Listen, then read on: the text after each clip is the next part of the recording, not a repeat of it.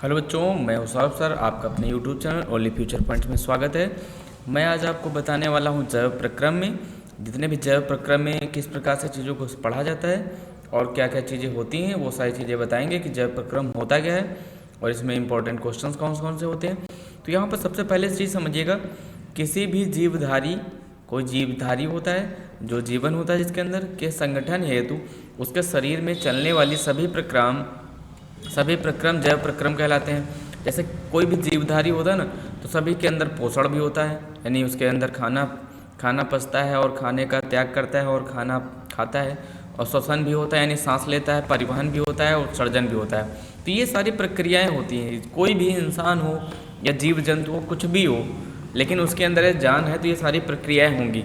कौन कौन सी प्रक्रियाएं होती हैं बच्चों? पोषण होता है, उसमें ध्यान देना, और इसके बाद परिवहन होता है, परिवहन के बाद फिर ध्यान देना उत्सर्जन भी होता है, यानी ये सारी प्रक्रियाएं होती हैं। ठीक है, इस चीज़ को ध्यान दीजिएगा। मतलब उनमें सभी ये सारी प्रक्रियाएं होती हैं, मतलब बिल्कुल ऑलरेडी होती रहती हैं ये सारी प्रक्रियाएं। अच्छे से ध्यान देना, मतलब ये सारी प्रक्रियाएं होती हैं। अब फिर ध्यान दीजिएगा यहाँ पर पोषण होते क्या हैं और पोषण कितने प्रकार के होते हैं। ध्यान दीजिएगा, जीवन को संरक्षित रखने के लिए भोजन की आवश्यकता होती है, यानी जीवन को सुचारू रूप से लगातार चलाने के लिए हमें भोजन की आवश्यकता होती है। ये कह सकते हो बिना भोजन के हम चल नहीं सकते, क्योंकि जैसे देखो मोटरसाइकिल होती है, उसमें पेट्रोल की आवश्यकता होती है, मेंटेनेंस की आवश्यकता होती है। उसी तरीके से हमारा शरीर होता है, जीव जंतु के शरीर होते हैं, उनको किसकी आवश्यकता होती है? भोजन की आवश्यकता होती है। अब ध्यान दीजिएगा, पोषण दो प्रकार के होते हैं। पहला होता है स्वपोषी पोषण और दूसरा होता है विषमपोषी पोषण। तो यहाँ पर समझिएगा, स्वपोषी पोषण जो भोजन का निर्माण स्वयं करते हैं, यानी वो किसी दूसरे पर निर्भर नहीं रहते, वो खुद का भोजन खुद बनाते हैं, वो किसी से मांगने की आवश्यकता नहीं होती, वो प्रकाश संश्लेषण की विधि से अपने भोजन का निर्माण कर लेते हैं। देखो, जो भोजन का निर्माण स्वयं करते हैं, जैसे पेड़ पौधे होते हैं, कुछ जीवाणु भी होते हैं आदि, जो सारे ऐसे होते हैं जो स्वपोषी पोषण में आते हैं। विषमपोषी पोषण क्या होते हैं? जो भोजन का निर्माण स्वयं नहीं करते, दूसरों पर निर्भर रहते हैं, और सभी जैसे जीव जंतु होते हैं ना, वो दूसरे पर निर्भर रहते हैं, स्वयं निर्माण नहीं करते हैं। अब इसके बाद ध्यान दीजिएगा, इसमें कुछ चीज़ें बताई गई, स्वपोषी पोषण और विषमपोषी पोषण में कुछ अंतर बताया गया है, तो वो अंतर भी समझिएगा कि अंतर होता है क्या है। पहला ध्यान दीजिएगा, स्वपोषी पोषण में क्या होता है? जीव सरल अकार्बनिक पदार्थों से अपना भोजन स्वयं बनाते हैं। ये ध्यान देना, अपना भोजन ये स्वयं बनाते हैं। ये जितने भी होते हैं ना, ये स्वपोषी पोषण अपना भोजन स्वयं बनाते हैं, और ये कार्बनिक भोजन प्राप्त करते जीव निर्मित किसी अन्य पर निर्भर रहते हैं, यानी किसी अन्य पर निर्भर रहते हैं, मतलब स्वयं नहीं बनाते हैं। दूसरा ध्यान देना, भोजन के निर्माण हेतु प्रकाश ऊर्जा की आवश्यकता होती, यानी प्रकाश संश्लेषण की प्रक्रिया होती है ना, इसमें निर्माण हेतु प्रकाश ऊर्जा की आवश्यकता होती है। जैसे क्लोरोफिल जैसे अणु की अत्यंत आवश्यकता होती है, क्लोरोफिल जो होता है ना, उसकी अत्यंत अणु की आवश्यकता होती है।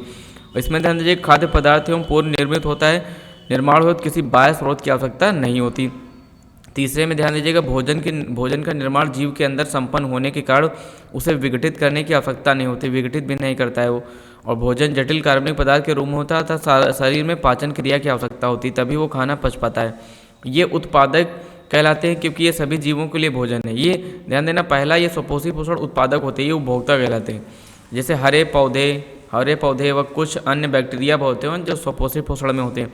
जैसे सभी जीव जंतु, फंजाई, कुछ बैक्टीरिया ऐसे होते हैं जो विषमपोषी पोषण में आते हैं। ठीक है, इसके बाद समझिएगा प्रकाश संश्लेषण क्या होता है। ये चीज़ समझिएगा, ये इंपॉर्टेंट है। प्रकाश संश्लेषण की क्रिया पूछी जाती है, ये प्रक्रिया स्वपोषी पोषण में होती है। तो ध्यान देना, स्वपोषी पोषण में प्रकाश संश्लेषण की क्रिया होती है, जिसमें हरे पौधे सूर्य के प्रकाश की उपस्थिति में बाह्य सरल अकार्बनिक पदार्थों के रूप में कार्बन डाइऑक्साइड तथा जल का प्रयोग कर जटिल कार्बनिक यौगिक पदार्थ जैसे कार्बोहाइड्रेट का निर्माण करते हैं। तो वो क्या कहलाता है? वहाँ पर वो कहलाता है प्रकाश संश्लेषण।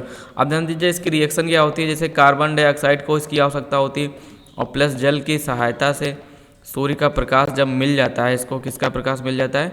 सूर्य का प्रकाश के बिना ये प्रकाश संश्लेषण निर्मित नहीं होता। तो C6H12 और O6 और प्लस 6H2O प्लस का 6O2, तो यहाँ पर भी 2 से मल्टीप्लाई करना पड़ता है और यहाँ पर 6 से मल्टीप्लाई करना पड़ता है। तो ये ध्यान दीजिएगा, कार्बन डाइऑक्साइड होती जो पेड़ पौधे लेते हैं और ऑक्सीजन छोड़ते हैं, कार्बन डाइऑक्साइड होती है। ठीक है, ये क्या होता है बच्चों? Carbon dioxide. और ये होता है जल हमारा, ये क्या होता है? जल। और यहाँ पर क्लोरोफिल पत्तियों में होता है, तो क्लोरोफिल के माध्यम से रिएक्शन संपन्न होती है, जिससे ये ग्लूकोज निर्मित हो जाता है और यहाँ से हमें जल और ऑक्सीजन प्राप्त हो जाती है, जो ऑक्सीजन हम लोग ग्रहण करते हैं ना। तो ये ऑक्सीजन सभी जीव जंतु जितने भी होते हैं वो सारे ऑक्सीजन ग्रहण करते हैं, तो इस तरीके से ये क्लियर हो जाती है। तो ये प्रकाश संश्लेषण की क्रिया, ध्यान देना, ये क्रिया किस में होती है? स्वपोषी में होती, स्वपोषी पोषण में होती है। ध्यान देना, ये क्रिया जो बच्चों होती है ना, स्वपोषी पोषण में होती, विषमपोषी पोषण में नहीं होती। अब इसके बाद कुछ इंपॉर्टेंट फैक्ट हैं इसमें, ये इंपॉर्टेंट चीज़ दी गई है, तो ये समझिएगा कि पाचन क्या होता है, पाचन से संबंधित चीज़ें क्या हैं। देखो पाचन होता क्या है, किसी भी खाना को खाने के बाद पचता है, जैसे हजम, जैसे कि डाइजेशन सिस्टम, डाइजेस्टिव सिस्टम होता है। बड़े अणुओं वाले अघुलनशील अकार्बनिक भोज्य, जैसे अघुलनशील जो अकार्बनिक भोज्य पदार्थों को पाचक एंजाइम की सहायता से, कुछ एंजाइम होते हैं, एंजाइम की सहायता से इसके घुलनशील छोटी इकाइयों में बदलने की क्रिया को पाचन कहते हैं। क्या कहते हैं? पाचन कहते हैं। और फिर ध्यान दीजिएगा, यांत्रिक पाचन क्या होता है? यांत्रिक पाचन भोजन को चबाना, है ना, इसे यांत्रिक पाचन हो गया, जैसे भोजन को चबाया जाता है मुंह में रख के। और फिर आमाशय में भोजन की लुगदी बनना, आहार नाल में क्रमांकुंचन गति के कारण भोजन को आगे खिसकना, मतलब भोजन आगे जाता रहता है, पेट में पहुंच जाता है। फिर रासायनिक पाचन क्या होता है? पाचक एंजाइम जटिल अघुलनशील भोज्य पदार्थों को सरल अघुलनशील इकाइयों में तोड़ देते हैं, जिसे रासायनिक पाचन कहते हैं। ठीक है, ये छोटे छोटे भागों में तोड़ देता है। ये होता है चित्र डाइजेस्टिव सिस्टम का। अभी आगे और समझाएंगे इसमें। डाइजेस्टिव सिस्टम में मुख-गुहा होता है सबसे पहले, यहाँ पर ध्यान दीजिएगा, यहाँ पर सबसे पहले मुख-गुहा होता है, यहाँ से खाना प्रवेश करता है मुख से। फिर अधोजन्म और अधोजन्म ग्रंथियाँ होती हैं इसमें। फिर कर्णपूर्व ग्रंथि इसमें पीछे की ओर ये होती है, और ग्रसनी, जैसे खाना यहाँ से जाता है, फिर ग्रसिका नलिका होती है। ठीक है, और फिर यहाँ पर इधर साइड में यकृत है और पित्ताशय, और फिर यहाँ पे ग्रहणी, ध्यान देना। और फिर ध्यान दीजिएगा, ये अमाशय होता है जहाँ पर हमारा भोजन इकट्ठा होता है। और फिर अग्नाशय यहाँ पर इसके जस्ट अमाशय के जस्ट नीचे होता है। और फिर ध्यान दीजिएगा, वृद्धांत्र होता है, आरोही वृद्धांत, क्षुद्रांत होता है, अंधनाल। और फिर इसके बाद क्रमिक रूप परिशेषका, और यहाँ पर ध्यान दीजिएगा अग्र छिद्रांक होती है, अवराही। और फिर ये मलाशय और गुदा द्वार के माध्यम से जो अपचन मतलब जो पाचन जो पच नहीं पाता वो खाना बाहर निकल जाता है। अब यहाँ पर समझिएगा आमाशय में पाचन किस प्रकार से होता है। आमाशय में पाचन किस प्रकार से होता है? आमाशय की भित्ति से जठर रस का स्राव होता है। किसके रस? कौन से रस का? जठर रस का स्राव होता है। जठर रस में हाइड्रोक्लोरिक अम्ल पाया जाता है। म्यूकस व प्रोटीन पाचक एंजाइम पेप्सिन अम्ल पाए जाते हैं, यानी HCl जो होता है ना, हाइड्रोक्लोरिक अम्ल पाया जाता है, जिससे जठर रस में इसमें पाचन में कन्वर्ट होता है। ये हमारे पाचन तंत्र का डायग्राम है, तो ये अच्छे से समझ जाइएगा। डायग्राम बहुत इंपॉर्टेंट है, क्योंकि डायग्राम अच्छे से क्लियर कर लोगे तो वहाँ पर हमें कोई दिक्कत नहीं होगी। और आगे देखिएगा, यकृत की पाचन उपयोगिता, मतलब यकृत में कैसे पाचन उपयोगिता होती है, मतलब किस प्रकार से हम यकृत में पाचन उपयोगिता को ला सकते हैं। जैसे या भोजन के माध्यम को एंजाइम क्रियाशीलता है और क्षारीय बनाता है।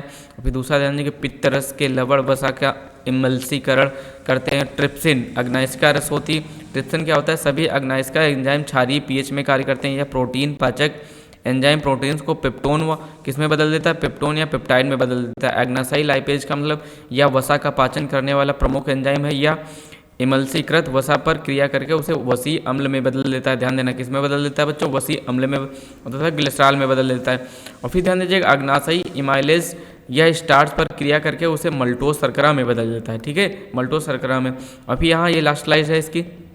आंत में पाचन आंत रस, छोटी आंत की भित्ति की कोशिकाएं आंत रस की स्राव करती हैं। इस रस को सक्कस या एंटीरेकस कहते हैं। इसमें अनेक प्रकार के एंजाइम पाए जाते हैं, जैसे इसमें कार्बोहाइड्रेट पाचक एंजाइम डाइसैकेराइड माल्टोज को ग्लूकोज में, सक्रोज को ग्लूकोज में, फ्रक्टोज में बदल देता है। इस प्रकार छोटी आंत में सभी जटिल घटकों का पाचन पूर्ण हो जाता है।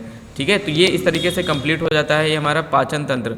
अब इसमें से कुछ इंपॉर्टेंट चीज़ और समझिएगा जो इसमें दिया गया डिफरेंस कहते हैं। कभी कभी डिफरेंस पूछे जाते हैं, ये डिफरेंस बहुत ज़रूरी होते हैं। कभी कभी पूछ दिया जाता है कि डिफरेंस बताइए इसमें क्या है, तो वो चीज़ समझिएगा।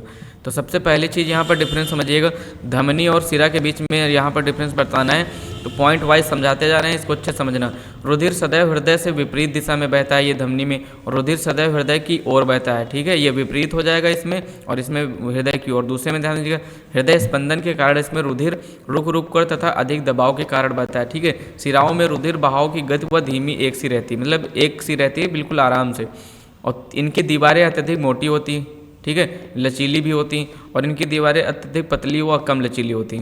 और फिर क्वेश्चन पॉइंट नंबर 4 में देखेंगे, पल्मोनरी धमनी को छोड़कर सभी धमनियों में शुद्ध ऑक्सीजन युक्त रुधिर प्रवाहित होता है, यानी धमनियों में ऑक्सीजन युक्त यानी शुद्ध रक्त प्रवाहित होता है। और फिर इसमें ध्यान दीजिएगा अशुद्ध ऑक्सीजन रहित प्रवाहित होता है। और फिर 5th नंबर में ध्यान दीजिएगा धमनियों में कपाट नहीं होते हैं, जबकि इसमें कपाट होते हैं। ये त्वचा के नीचे प्रायः स्थित होते हैं, ये गहराइयों में स्थित होते हैं। ये धमनी और सिरा में अंतर था। फिर ध्यान दीजिएगा नेक्स्ट है रुधिर और लसिका में अंतर। ये रुधिर और लसिका में अंतर क्या होता है, ये भी चीज़ समझिएगा कि रुधिर और लसिका में अंतर क्या है। तो ये पहला पॉइंट ध्यान दीजिएगा, रुधिर का रंग लाल होता है, ठीक है, और लसिका का रंग हल्का पीला होता है, सफ़ेद होता है। फिर सेकंड पॉइंट ध्यान दीजिएगा, रुधिर में लाल रुधिराणु पाए जाते हैं और लसिका में लाल रुधिराणु नहीं पाए जाते हैं। थर्ड में ध्यान दीजिएगा विलेय प्लाज्मा प्रोटीन अधिक होती है, अविलेय प्लाज्मा प्रोटीन अधिक होती है, इसमें लिम्फोसाइट की संख्या अधिक होती है और इसमें न्यूट्रोफिल्स की संख्या अधिक होती है, ठीक है।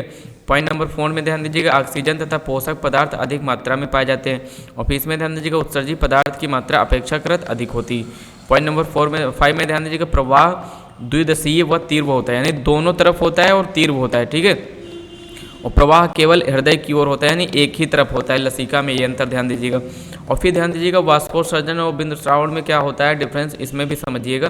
कह रहा है वाष्पोत्सर्जन और बिंदुस्रावण में क्या होता है वाष्पोत्सर्जन, यह पौधे की वायवीय सतह से रंध्र उपत्वचा या वात रंध्र से होने वाली क्रिया है और यह जलरंध्रों से होने वाली क्रिया है, ठीक है। और फिर इसमें ध्यान दीजिएगा यह जल वाष्प के रूप में विस्तृत होता है तथा शुद्ध जल की हानि है। और इसमें ध्यान दीजिएगा जल तरल तल के रूप में स्थित होता है, जल में घुलित पदार्थ जाते हैं, ठीक है। तीसरे नंबर में अंतर कोशिकीय स्थानों में से जो जलवाष्प संचित होते हैं वह रंध्रों द्वारा विस्तृत होती। दारू वाहिकाओं के खुले सिरों की कोषारस तरल रूप में पत्तियों के शीर्ष पड़तट आदि में निकटता दिखाई देते हैं। और इसमें ध्यान दीजिएगा इसमें उत्पन्न वाष्पोत्सर्जन के कारण जल का निष्क्रिय अवशोषण होता है और यह क्रिया जड़ के मूल दाब के कारण होती है। तो इस तरीके से बच्चों ये सब किया गया है। ओके, इतना ही सभी में पढ़ लेना तो बहुत इंपॉर्टेंट चीज़ थी, ये कह सकते हो। इसमें बहुत सारी चीज़ें ऐसी हैं जो आपको अच्छे से आपको नंबर दे के जाएंगे। तो ये जितने भी टॉपिक हैं अच्छे से इनको डिटेल में और अच्छे से पढ़ लेना। और वीडियो को पूरा देखने के लिए धन्यवाद। और इसके बाद यहाँ पर ध्यान दीजिएगा इसमें बहुत सारी इंपॉर्टेंट चीज़ें हैं, बस इन्हीं का रिवीजन अच्छे से कर लेना, आपका क्लियर 100% हो जाएगा, ठीक है। Thank you.